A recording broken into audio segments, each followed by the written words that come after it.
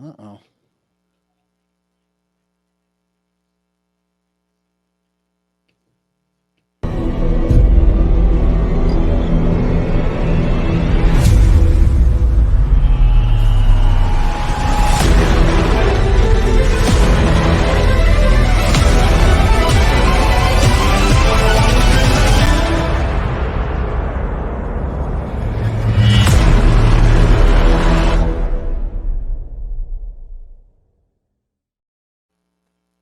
All right, real happy to have the next guest on the Sports Card Nation.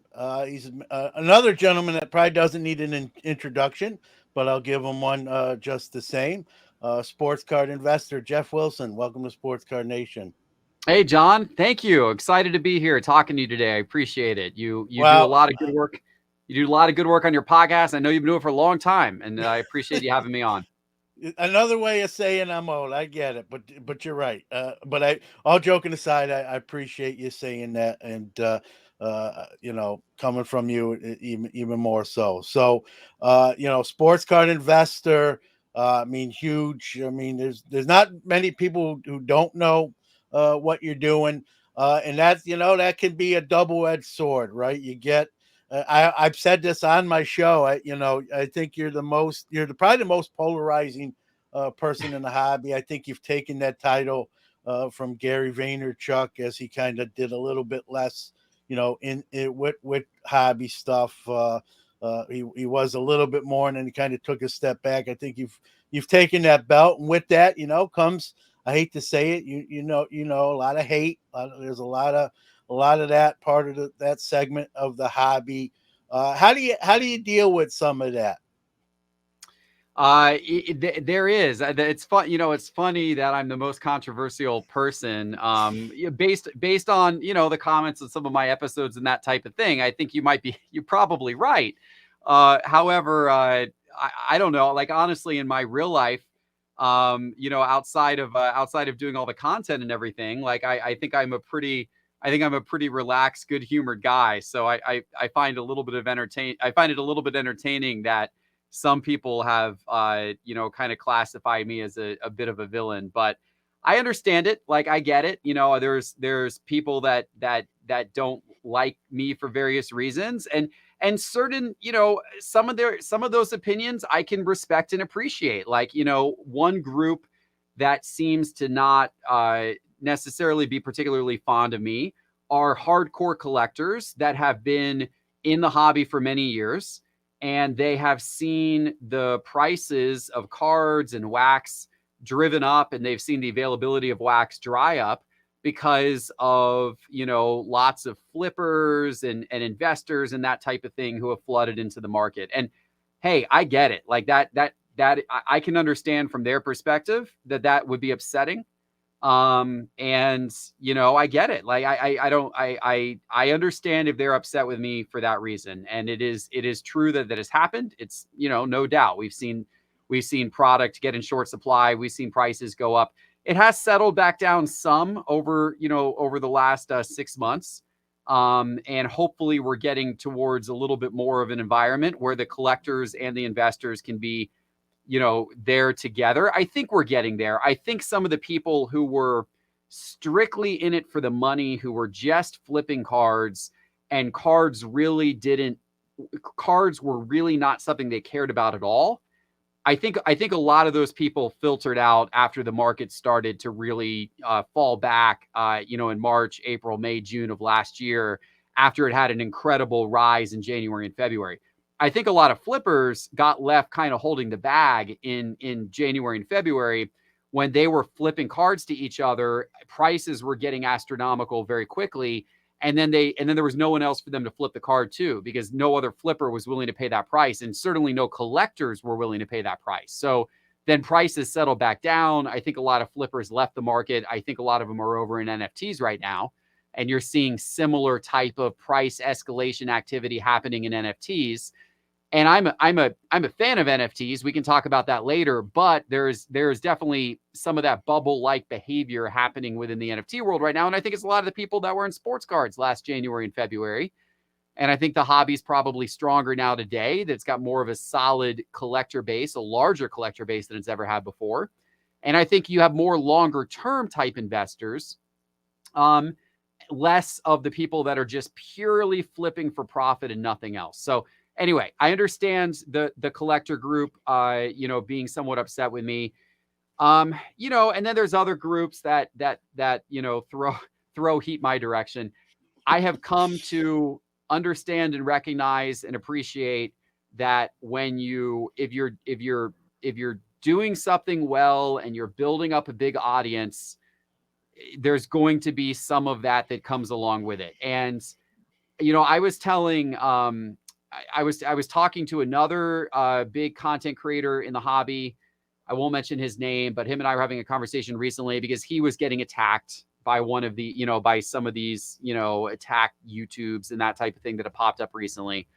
And he said, how do you deal with this? Because I find this really frustrating. And I know these people have come after you before and that kind of thing. And I said, it comes with the territory. I said, go into any grocery store and in the checkout aisle, it's full of tabloids, right? It's full of like all these stories about celebrities, and 3/4 of them are made up. And I honestly feel bad I see like National Enquirer magazine, and I feel bad for the celebrity that's featured on the cover of it, because I'm like, man, that person probably is just getting beat up because National Enquirer magazine knows it's going to sell papers. And Yeah. that's what some of these, more hit type YouTubes and that kind of thing are doing now. But it's fine. I don't even want to spend any time talking about them because it's not worth the time. There's so much good about the hobby.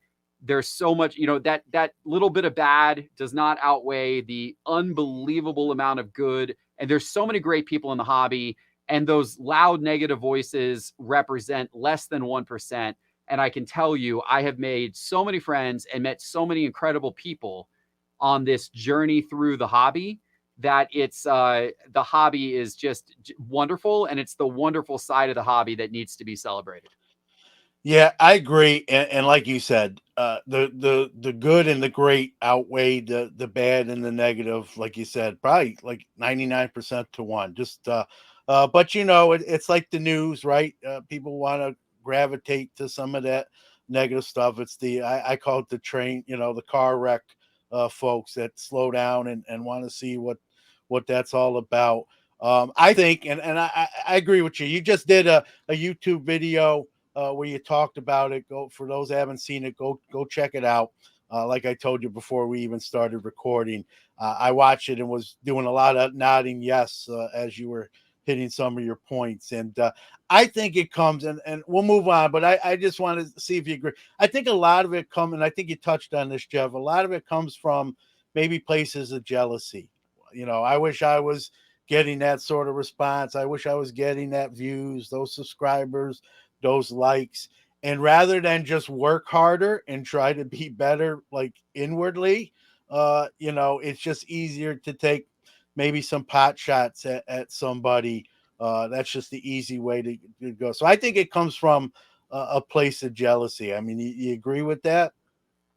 I mean, I don't know what each person's motivations are, Yeah. right? I think that could be part of it in some cases. I think some people are also grumpy because they saw their cards go down in value, over the Yeah. course of the last several months. And I get it. I'm grumpy too that my cards went down in value. But when the market was really like roaring back in 2020 and the early part of 2021, you didn't see 90% of that negative stuff. Like all the posts and everything everyone was sharing was, oh my gosh, did you see what this card sold for? And wow, I can't believe it. I bought this card for $50 and now it's worth $300. Everything was that, so it was all this excitement and this positivity.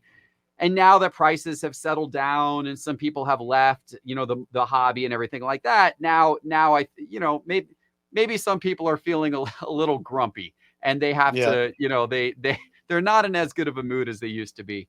But it doesn't matter, whatever the reason, the hobby's a great place to be. And I'm also very optimistic about this year. January, looking at the sales data of sports cards, which I look at every day, January was a really strong month. We were seeing, depending on what segment of the hobby you look at, we were seeing the best sales in January going back about like between 6 and 8 months. January was the best month. You got to go back to the first half of last year to find a month that was as good as January just was.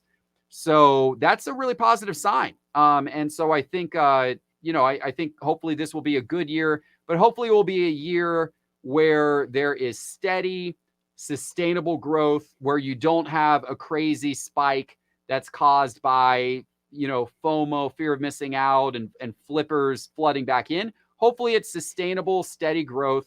And it's a good year for the hobby, and maybe everyone will, become a little more lighthearted again. Yeah, lay down your arms, as they say. What is it about? Like, I believe cards are investment. I think anything can be an investment, depending on what it is and how you go about it. What is it about that word, Geoff, that like gets people's ires so much? What the no, you don't have to be into the hobby or collect cards for investment. To each their own. I get that, and I wave that flag. Well, what is it about that? It's just really a word at the end of the day. Well, why do you think it's such a hot button word that gets people so fired up to debate? You know, the hobby's not an investment, and really, draw angst over just literally just a word. I, you know, yeah, I think it comes from a couple different areas. I mean, one is that I think you have some people in the hobby that have been collectors for a very long time, and they're really focused on their personal collection, and they're really not focused on what are these cards worth. And so I think which is great and wonderful, and that's a really important part of the hobby, right? And so I think that, again, I think they don't love the investment mentality, because for them it represents, people coming in with big dollars, buying up the cards that they would otherwise want to buy themselves, driving up prices of boxes. So I get that. But then there's others who want to argue as to whether a card can even be an investment or not, and whether it's a viable investment. And that I don't get, because, part of sometimes their argument stems from, well, you can't invest in a piece of cardboard. It has no utility. And I'm like, well, what utility does gold have? But people invest in precious metals all the time. I mean, that's considered a investment. A lot of people have precious metals in their portfolio. What's the utility of gold? Or what's the utility of a piece of real estate that's sitting there undeveloped, that, a piece of land that is owned by somebody where there's no development plan? They're just simply sitting on a piece of land. What's the utility in that? But there's nobody who's questioning real estate as a long-term investment. Everyone says invest in real estate. Well, why is that an investment? If cards aren't an investment, but sitting on an undeveloped, empty piece of land is an investment, that doesn't make sense to me, right? You can, the purpose of investing is storing value, is putting money in something that you think will appreciate. I mean, that's what an investment is. And whether you're into traditional forms of investing, or whether you're into alternative forms of investing, which includes collectible investing, it's to me, it's the same type of thing. And the sports card market in particular has had a very long track record, going back many, many, many years, of cards appreciating in value. I mean, go back and look at what a Jordan rookie card was, selling for 20 years ago, or even what a Babe Ruth or Hannes Wagner card was selling for 40 years ago, compared to what they're selling for today. There's been an incredible steady appreciation of prices, and there's been a few spikes and there's been a few dips. But if you zoom out so that the spikes and the dips aren't overly pronounced, and if you zoom out and you look at the overall market over the course of 10, 20, 30 years, you see a very strong upwards trend line. And I believe that that's going to continue, because I think that as America gets richer and richer as a country, and as you get the younger generation continuing to rise up and get more wealth, they want to invest in things that have personal meaning to them. they are different. Like, especially like the millennials and that whole generation, they're different. They don't want to buy a share of Walmart stock if they don't believe in Walmart as a company. That's not an investment they necessarily want to make. They would like to buy a first edition Charizard card if they grew up playing Pokemon, or they would like to buy a LaMelo Ball rookie card if they live in Charlotte, right? And they see that as a store of value that can appreciate in value over time. And so I think, I'm still very bullish on sports cards as a long-term investment, because I just think that the new money in America, I think you're going to see more and more money shift to collectible assets as a class overall. And whether that's comics books or sports cards or NFTs or other forms of collecting, I think you're going to see more and more money shift into those categories in the years ahead. Yeah, I agree. There's a segment I don't get it. Jeff, like that just doesn't like people who make money in the card industry. And I started at like many, and I believe you as a kid started at 7 years old. I wasn't selling them, maybe trading them with my buddies. But I started working at a card store at 13. I did my first show as an individual proprietor, got a sales tax number. I was 15 years old. Opened my first store at age 20. I don't know why there's a negative connotation about cards being a business. I hear people say, I've never, a collector, or I don't even want to say collector. Someone in the hobby say, I've never sold a card. And that's great. There's nothing wrong with that. But they're almost like wearing it almost like a badge of honor, as if to say, if you have sold a card or making money in the hobby, like it's a negative thing or you're a bad person. I don't know why that is. Card shows have been around many moons. LCSs are not a new phenomenon. Maybe content creation sort of has exploded in the last 4 to 5 years, and there's money generated with that. But people are putting their time and effort into those things, yourself included, myself included. I just don't know why. Again, maybe it's a place of jealousy. I don't know. And again, that is painting with a broad brush. But there's this negative thing about if someone profits or sells something or makes, it like you're not in it for the right reasons. I got in it for just because I was a sports kid and I found out there was cards, and the rest is history. I just don't know why there's people wear that sort of like, I've never sold a card in my life, which is nothing wrong with that. I don't look at them in reverse and say you're terrible. There's nothing wrong with that.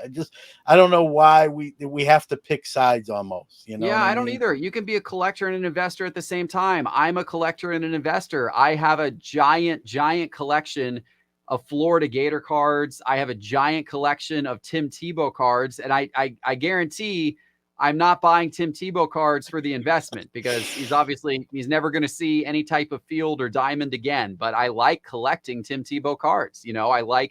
There's various cards. I'll buy a lot of Atlanta Hawk players. I've got a big Kevin Huerter collection. Kevin Huerter is not a Hawk guy from an investment standpoint, never will be. But I got a big Kevin Huerter collection because I like to go watch him. I like to go watch the Hawks, and I like to watch him play, and other guys on that team as well, right? So you can be a collector, and then you can also be an investor. And the great thing about the hobby is that you can enjoy doing both. And look, if there weren't people in the hobby attempting to make money, then there is no hobby, because you've got to, business drives innovation, money drives innovation. Like, yes, I run a business in the sports card hobby. I try to get people to follow my content, and then on my content, I promote products that I built, like market movers and that type of thing. But by the way, if that didn't exist, then if people weren't able to do that, I mean, a few years ago, the marketplaces in the hobby were much more limited. Pricing data, transparency around what stuff had sold for was way more immature than it is today. And there's been a lot of innovation in marketplaces, and there's been eBay, which has been around forever, but eBay has been forced to innovate and rethink what they're doing and change some of their policies that were outdated and weren't really working well anymore. And the whole reason why they've been forced to innovate and change things is because others have come in and have started competitive marketplaces. And that's only happened because people are treating the hobby as a business, and the hobby is growing and more investors are coming in. So even if you're a collector who cares nothing about the money side of it, the very fact that there are others that care about the money side of it are enhancing the experience in many ways. Yeah, no, I agree. People don't want to talk about the money side, like you just said, Jeff. But without it, the hobby can't grow and evolve, as you said, and get better, hopefully. And people are going to be the way they are. One of the other side effects, I believe, is when a hobby figure or account gets very large, right? A lot of people want to use the pump and dump angle. Oh, he's talking about these cards because he has a bunch and he wants to sell them. I think every content creator. I want to get your thoughts on this because you've been accused of this. I think I've talked about cards on my show. Some I own, some I don't own. I talk about a 48 leaf Jackie Robinson that I don't own that I like to get. I've talked about other cards that, hey, I'm buying these. I think they're undervalued. I'm buying them. I don't care. Some people might say you shouldn't even advertise that because then you're creating more of a market potentially. But I just share that stuff. I'm pretty open. And again, even if it's true, like I've always said, I can tell anyone go buy this, go do that, but ultimately that's that person's decision. They got to do their own research, their own data, whatever that is, and then they have to use their money and buy it. I hope they're not just buying it because I'm talking about it or you're talking about it. I'm flattered they value my opinion. If that's their case, I'm sure you feel the same way. But at the end of the day, that's their own, hobby decision, business decision. So, I think people got to own sort of their own transactions. So, if someone's been accused of that, how do what's your response to those folks that fired that bullet at you?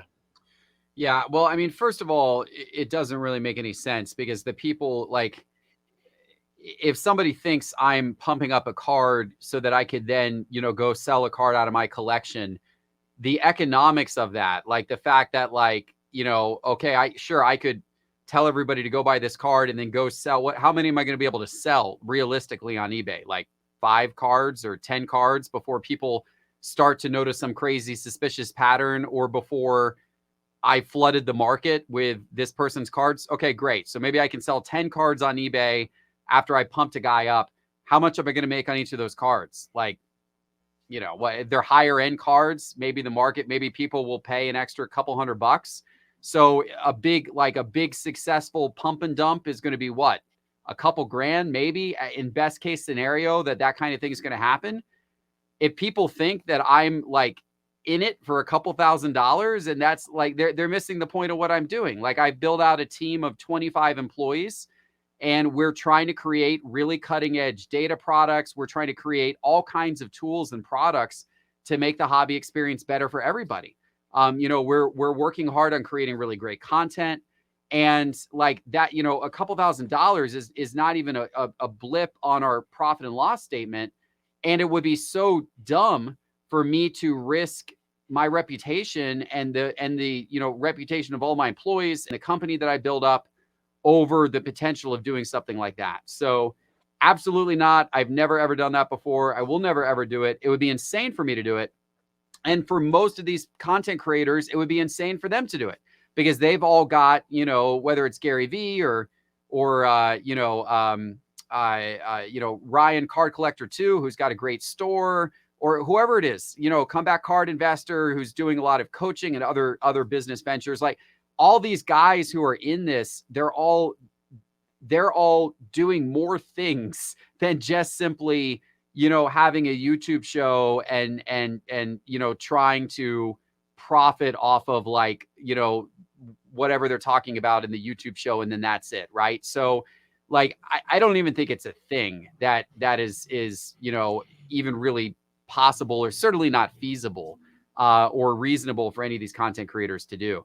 But you know what? People have accused me of it, and no, of course, no one would ever with any proof ever, because I've never ever actually done it. But people accuse me of it. So I recognize the fact that I do have a large voice, I do have a large megaphone, and so I decided to stop giving card picks. Just I don't do card picks anymore. I think it's fine for others to do it. I think it's fine for you to talk about on your show an undervalued card that you're buying. I'm not going to do it anymore, because I don't even want the possibility of anybody saying, Geoff is saying go buy this card because he's selling this card or anything like that. Now, we do talk about on my channel, we do have like a top 5 Tuesday where we talk about cards that have gone up in the market, but that's cards that have gone up according to the data over the last 30 days. That has nothing to, that's not a recommendation. It's not a pick. I'm not telling anybody to buy the card. I'm simply reporting the news of what happened in the market over the last 30 days. That's all I'm reporting on that show. I'm no longer, and I stopped. I used to have like a membership that people could subscribe to, and there was a membership level where the main thing you got was a card pick from me every week.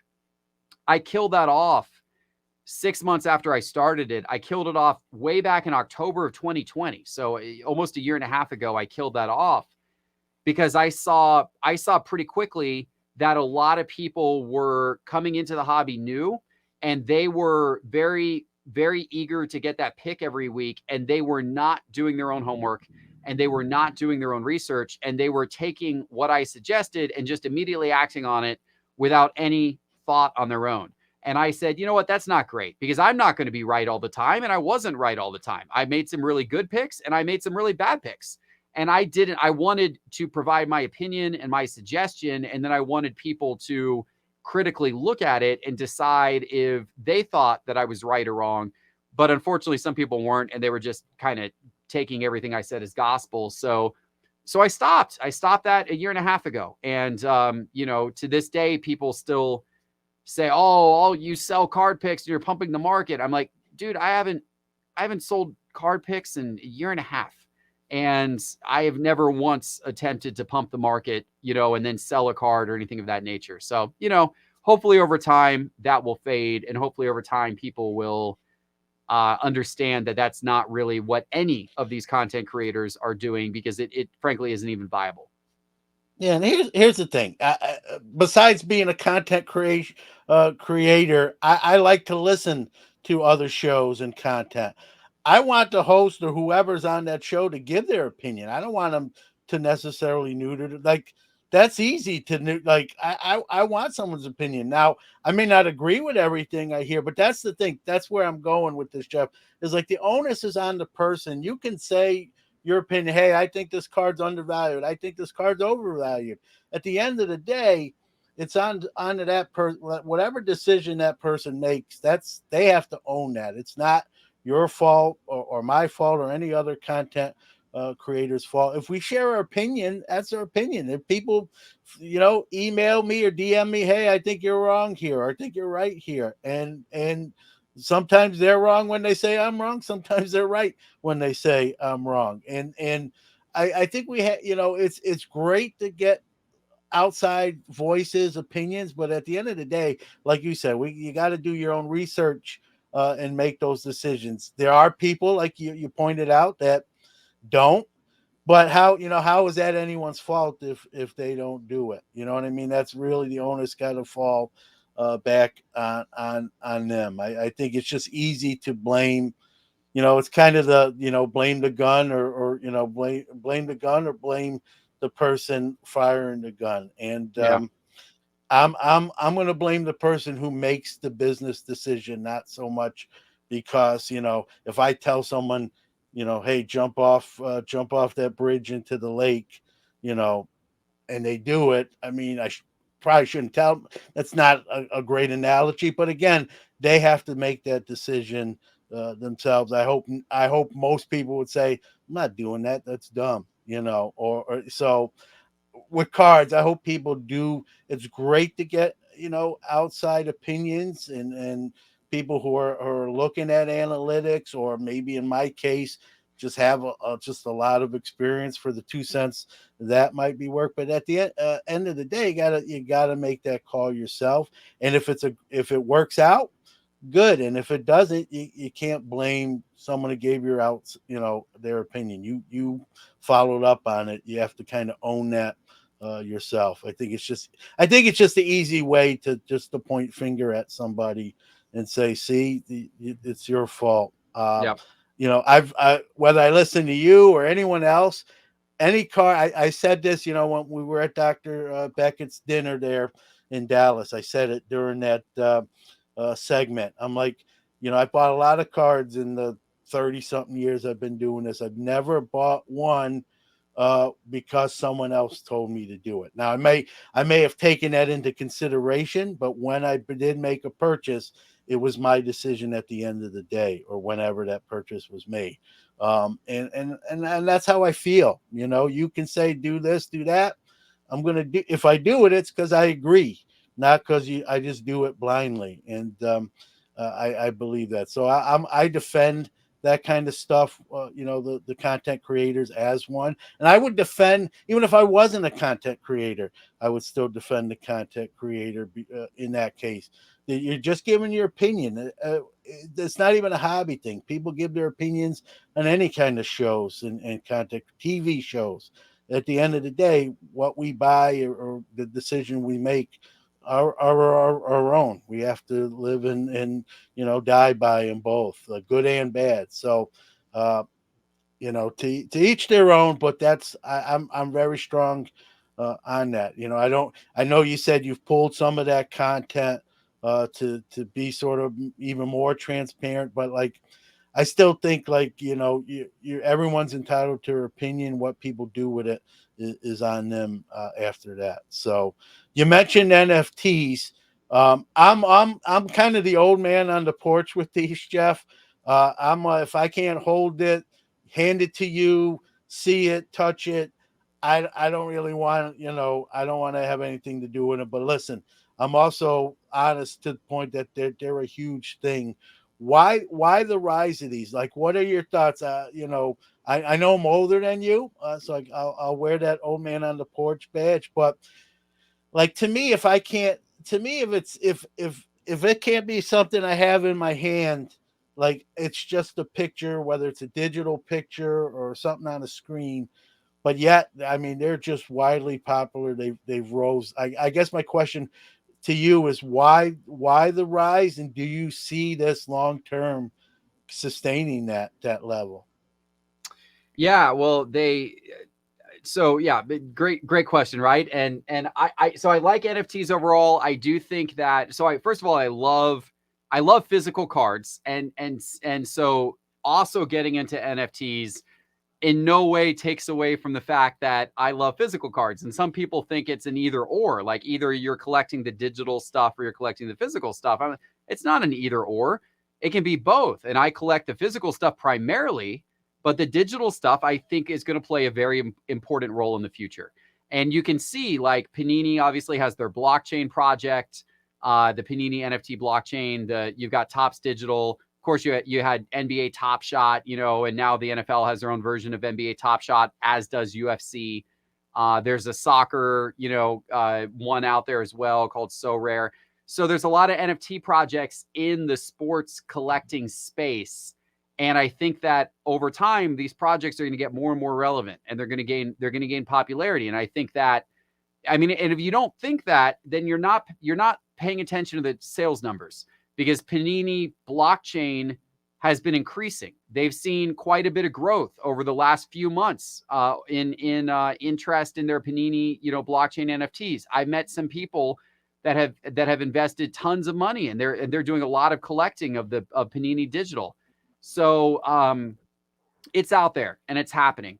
And I think that there's a lot more that will come of it. I think the younger generation, I think that digital collecting appeals to them, perhaps in some ways even more than physical collecting. And so I think you're just going to see more and more of it as more and more people get into the hobby. There are advantages to it. One advantage is that if you want to sell something or buy something, you could do it instantly, and you can take it into your wallet right away and have it instantly. And in some cases, depending on the network, the NFTs build on, in some cases it's much lower fee, much lower cost than trying to sell something physical. So there are some cool advantages like that, which you don't get with physical cards.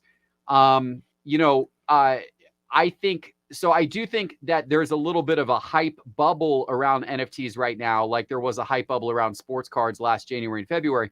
And I do think it will settle down some, but I do think it is going to be very relevant in the long term, and you'll probably see it settle down some. And then you'll probably then over the long term see it grow and grow and grow, which is, I think, much like what we have seen with sports cards over the last year, and what we're going to see that growth over the next year. I've been working on my own NFT project. I spent a lot of time thinking about how do we combine sports cards with NFTs in a creative way that is more exciting than just having a digital version of a card, like how some of these other projects are doing. And I thought to myself, I'm like, what is the most exciting moment in the sports card hobby? Like, what is the moment that happens that leaves you feeling like, oh, that was incredible, I want to see it again? And in my opinion, it's when somebody pulls a really huge card out of a pack. It's when someone gets a really big hit, whether it's you pulling it out of your own pack or whether you're watching a breaker and that breaker pulls the one of one, that breaker pulls the logo man, whatever it is, that is the moment when the breaker goes crazy and you go crazy watching it. And you're like, man, that's so cool. Like it's such a cool thing. Right. And so I said, what if I could capture the emotion of those breaker moments and actually make them into digital NFT collectibles? And so that's what I've done. So I partnered up with many of the biggest breakers in the business, like Layden Sports Cards, Mojo Break, Jaspys, Real Breaks, and many others. And I've gotten access to their whole catalog, and I've gone through, and my team and I have taken all of their biggest hits of all time. When they're pulling cards that are now worth $50,000, those types of things, or some cases millions of dollars. Yep. And we've edited those clips down, and we've put them into a really great app that we've created. The app is called Hits. It's a free app. It's really fun to download the app and browse. It's totally free.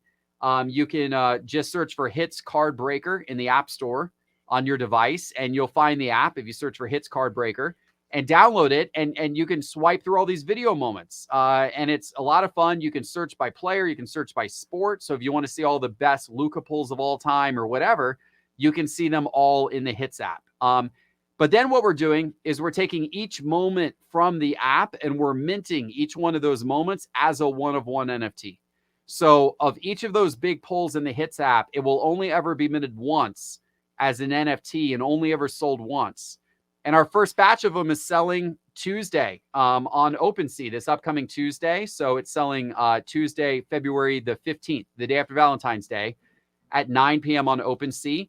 We're doing 9 p.m. Eastern. We're doing our first series 1, which is 200 of these NFT moments of the greatest sports card pulls of all time.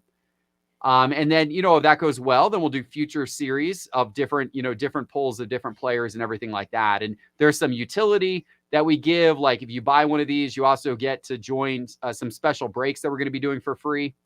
And some really cool stuff like that. So there's a lot of reason to buy it. There's a lot of reason to check it out.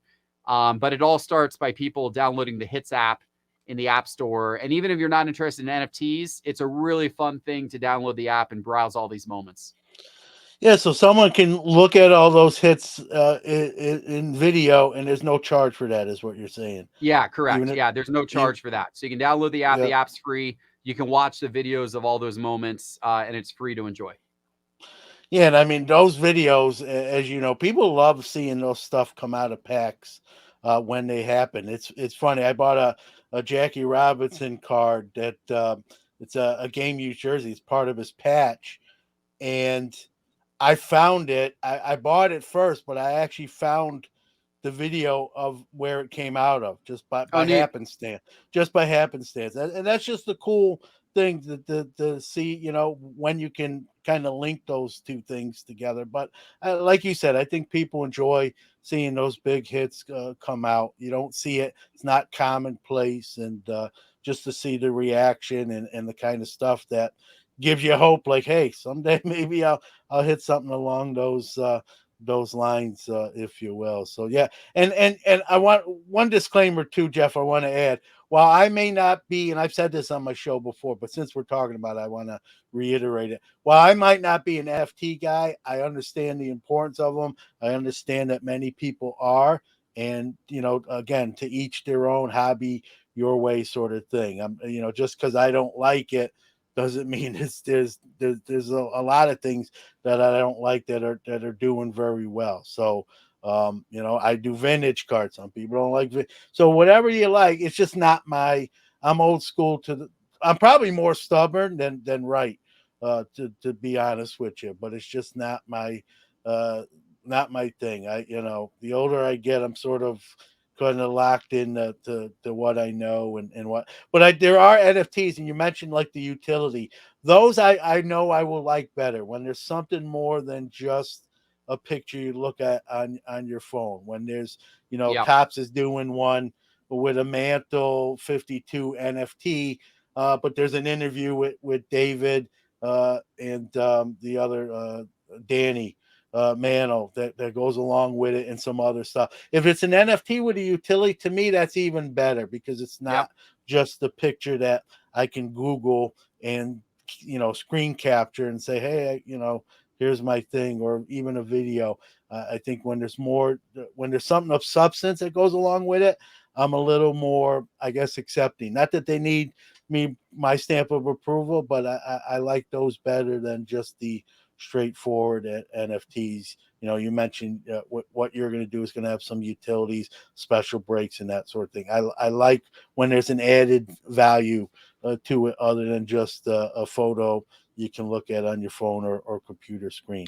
I So agree, and yeah, I think projects that have added utility are going to have a greater chance of being sustainable over the long run because there's more reason to get excited about the project. So I totally agree. So we've talked about some prices have kind of reset, have come down. We got Fanatics now with the acquisition of Tops. They're going to get to do cards at a quicker pace than they were slated to with that transition. I mean, what do you see here future wise? You think what are your thoughts on Fanatics now that they've acquired the Tops IP? Do you think that's a good thing or a bad thing? Yeah, I'm very happy they acquired Tops because it was kind of looming over the sports card hobby a little bit, like what's going to happen with Tops and Panini, and the Fanatics news had come out, but when will Fanatics actually get into the game? And you know, I was not looking forward to Fanatics starting over with all these new brands and sets that no one had ever heard of before. Like that would have been a difficult learning curve for everybody who's even already in the hobby, right? To understand like, well, now there's 30 new brands and sets Yeah, we have to learn. But the fact that we're going to be able to preserve Tops and Tops Chrome and Bowman and Tops Finest, and we'll continue to see those sets every year. And these sets have had a very long legacy, in the sports card hobby, in terms of importance. And I think that that's wonderful that those brands are going to be able to continue on. And I'm excited that, we'll see Tops and Tops Chrome and, Bowman and Bowman Chrome producing football cards and basketball cards in yeah. the not too distant future. It will take a little while longer for Fanatics to get a hold of those licenses from Panini, unless something happens in the interim and Fanatics buys Panini or something like that. Who knows? But I think it's good news. I overall am very excited about Fanatics getting involved. I think that it's going to bring a lot of new energy. I think it's going to bring a lot of money into the hobby in terms of investment and in terms of marketing dollars.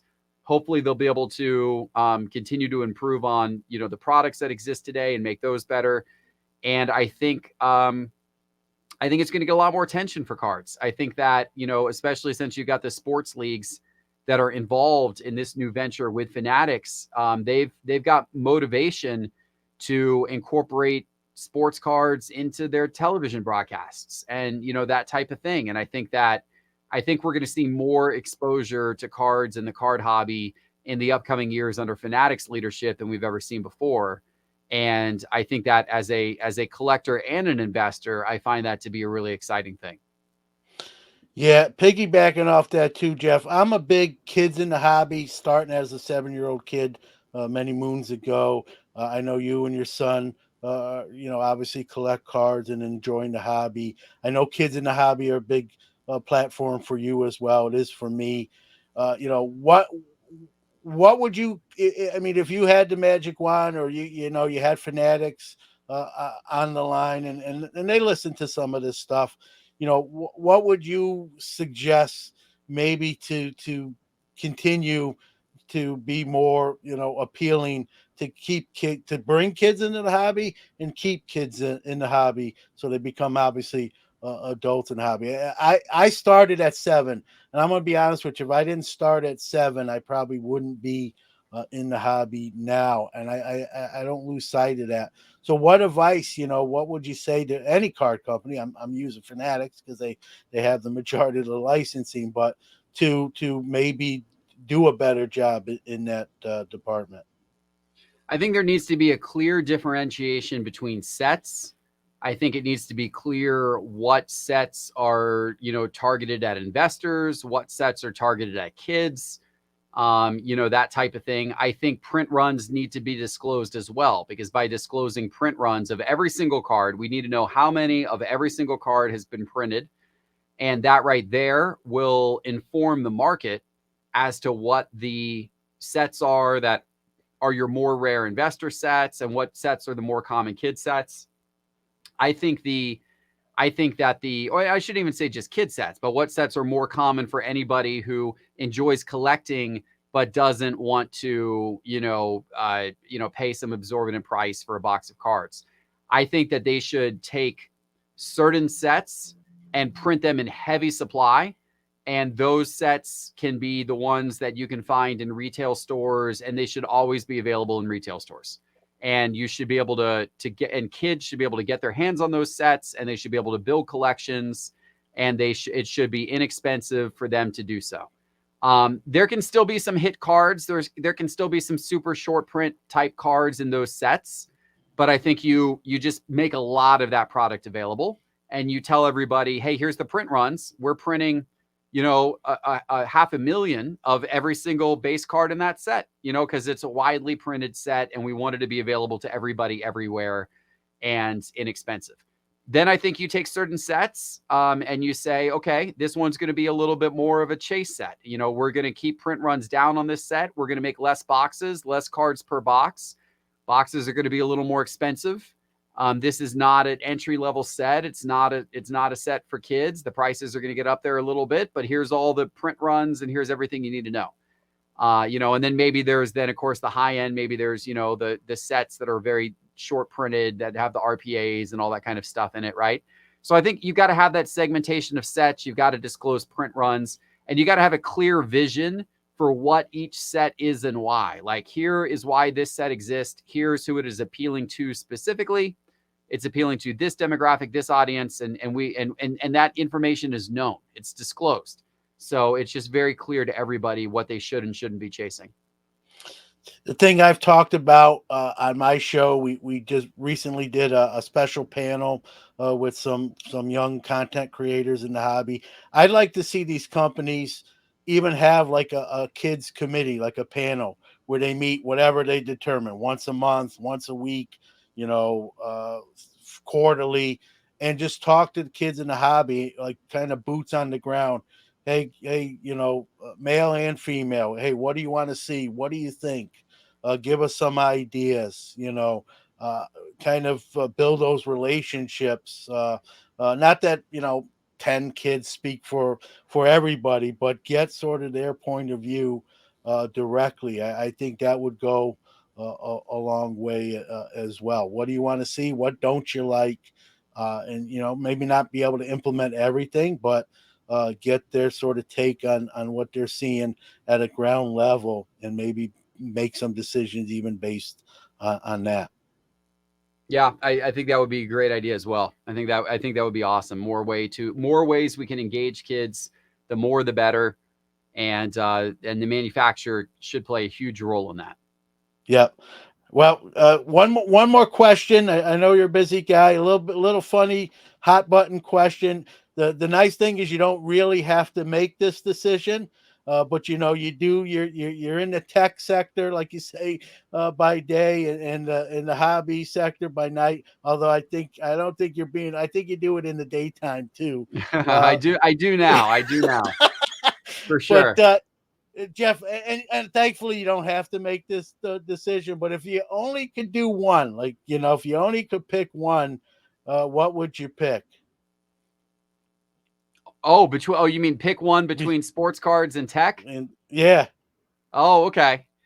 Well, honestly, I think I've kind of already picked, and I've already picked sports cards because, like you said, I mean, when I started the channel, the intro to my show was very true. I worked, many hours a week I own and I still own a digital agency, software development, marketing, and I worked there and I would invest in startups. I volunteered at the local startup centers here in Atlanta Tech Village and Techstars and Georgia Tech Startup Center.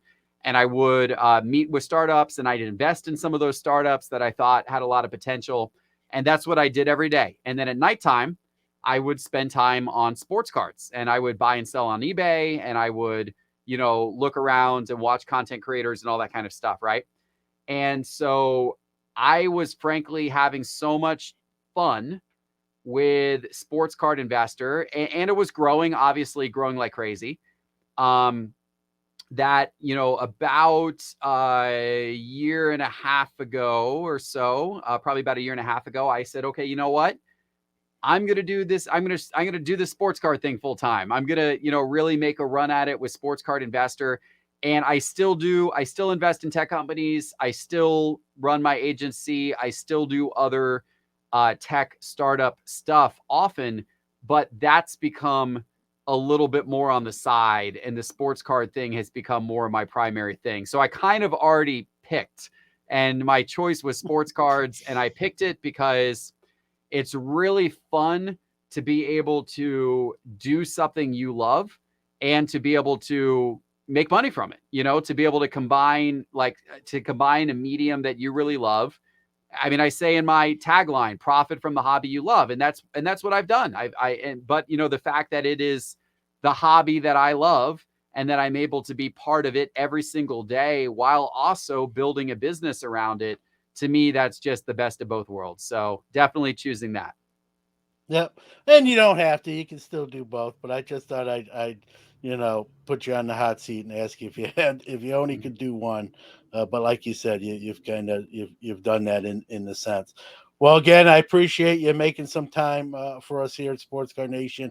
I always give our guests the final word. Give out any of your social medias, websites, where people can track you down and see what you're doing. Sure. Well, obviously, Sports Card Investor. We're on all the socials and the YouTube. I've also been posting a lot of content to my personal social channels, my personal YouTube. So I'd recommend people follow that because it's a little bit of a different style of content. I talk a little bit more about business and other forms of investing as well. So that's It's Geoff Wilson. If you follow It's Geoff Wilson on Instagram, and my YouTube channel is just simply called Geoff Wilson, Jeff with a G. So yeah, give that a follow and then download that new Hits app in the App Store and check it out. So that's just search for Hits Card Breaker in the App Store to download our new Hits app. There you go. Well, Geoff, continued success. I'll see you here, in some months away, probably at the National. Yep. Look forward to talking to you even some more in person. I look forward to it as well. See you soon. All right.